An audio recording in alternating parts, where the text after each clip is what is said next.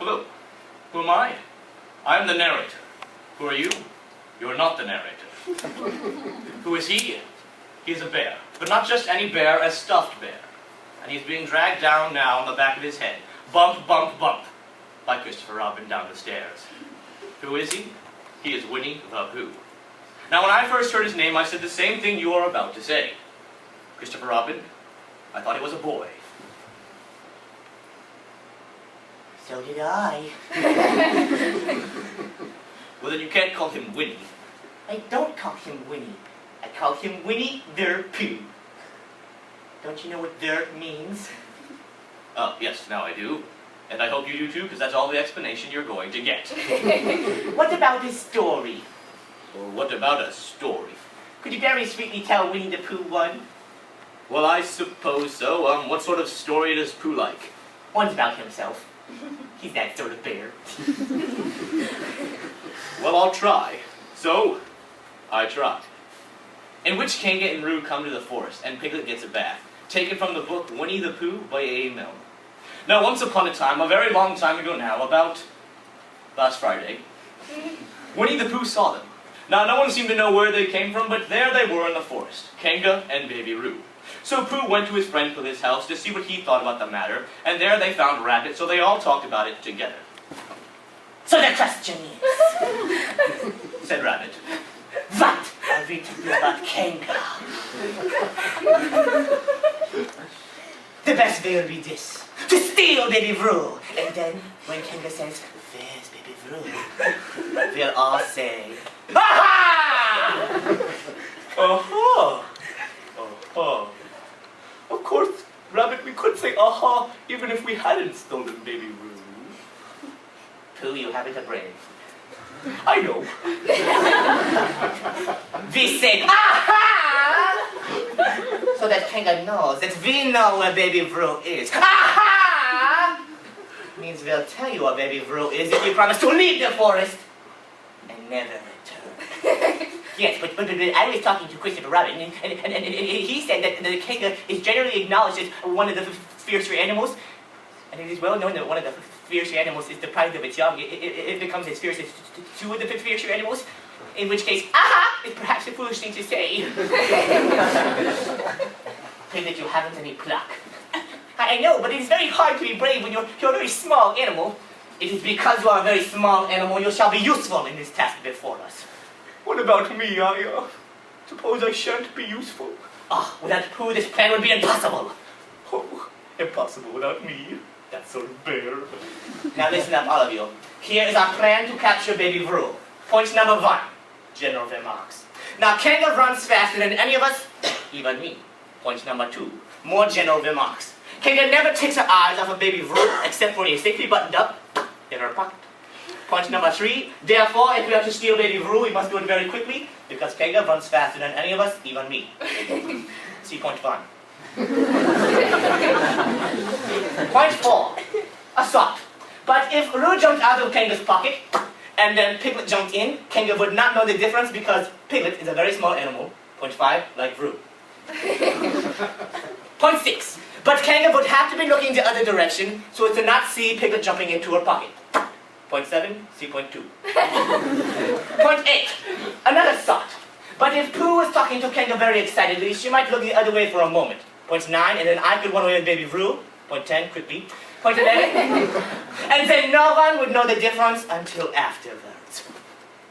And afterwards? What do you mean? When she finds out? Oh, then we'll all say, aha! Okay, and as long as we all say aha, I don't think I should mind, but I don't want to say it all by myself. I don't think it would sound nearly so well. Yes, that's very good. Now, Pooh, do you understand what you have to do? No. What is it that I do? Well, you just had to talk to Kanga very excitedly, you see. Oh. What about? Oh, anything you like, Billy. You mean like a little bit of poetry or something? Oh, yes, that's very good. Now let's go look for Kanga and Roo. So they all went to look for Kanga and Roo. At this time, Kanga and Roo were in the 100-acre wood playing at the sandhills. Roo was jumping up and down and falling into mouse holes. At this time, who came up the hill but Pooh, Rabbit, and Piglet. Hello, Kanga. Oh, hello, Pooh. Pooh, just one more jump and then we really must be going. Kanga, I don't suppose you're interested in any poetry at all. No, not really. Oh. Well, speaking of poetry, I wrote a poem on the way here. Would you like to hear it? No, not really. Oh. Here goes. On one day when the sun is hot, I wondered to myself a lot. Now is it true, or is it not, that what is which, and which is what? On Tuesday when it hails and snows, this feeling on me grows and grows that hardly anybody knows if those are these or these are those. On Wednesday, Yes, it is, isn't it? Pooh, just one more jump and then we really must be going. speaking of poetry, have you ever noticed that tree right over there? Right where? Oh, it's right over there. Ah, Kanga, you really ought to look at the tree. Shall I help you in, Vroom? And at last, Kanga did look at the tree. And when this happened, Rabbit said with a very loud voice, In you go, Vroom. and in jumped Piglet. And off scampered Rabbit with little baby Roo. Oh, nice tree. Pooh? Where's Rabbit? I think he thought of something he had to go see about. Suddenly. And Piglet? I think he thought of something at the same time.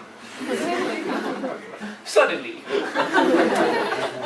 Oh, well, we really must be going anyway. Goodbye, Pooh. And with 3 large jumps, Kanga was gone. Now, of course, when Kanga got home and saw the difference, she thought she was frightened.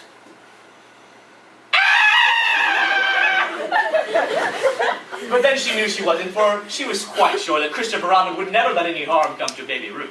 So she said to herself, If they're gonna have a joke with me, I'll have a joke with them. All right, Roo dear, back time. Aha!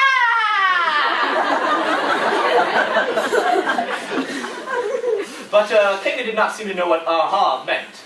Back first, sweetie. Aha!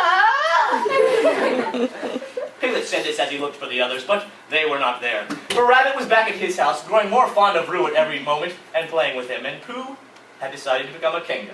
So he was practicing his jumps back to Sand Hills. Would you like a cold bath this evening, baby Roo? Okay, Kanga. I see the time has come to speak plainly. Oh, funny little Roo. I am not Roo. I am Piglet. Yes, sweetie, yes. And imitating Piglet's voice, too. So clever of you. Oh, I am not imitating. I am Piglet. Can't you see me? Look at me. I am looking, Roo, dear. And you know what I told you about making faces? If you go on making faces like Piglet, you're going to grow up to look like Piglet. And then think how sorry you will be. Now, don't open your mouth or the soap will go, oh, look at that. You did that on purpose. Be quiet, sweetie. Now, here's your medicine. What medicine? To make you grow big and strong. You don't want to stay small and weak like Piglet, do you? At this, there was a knock at the door. And in came Christopher Robin. Christopher Robin, please tell Kanga I'm not Baby Roo. She keeps saying I'm Baby Roo. I'm not Baby Roo, am I? Why, no, I just saw Roo playing at Rabbit's house. I told you, Kanga. I told you I'm not Baby Roo. And with that, he jumped out of the bathtub into the ground. He ran out the front door, and never had he run so fast as he ran that day. And he didn't slow down until he got quite close to his own house. So Kanga and Roo stayed in the forest, and they were all happy again. The end. And what happened next? What do you mean, what happened next? Well, the next morning. I don't know. Well, could you think about it and tell Pooh and I sometime? I suppose so. But now it's time for bed. And with a sigh, I watched as Christopher Robin picked up his bear and walked back up the steps. And in a moment, I heard the back of Pooh's head bump, bump, bump, going back up the stairs.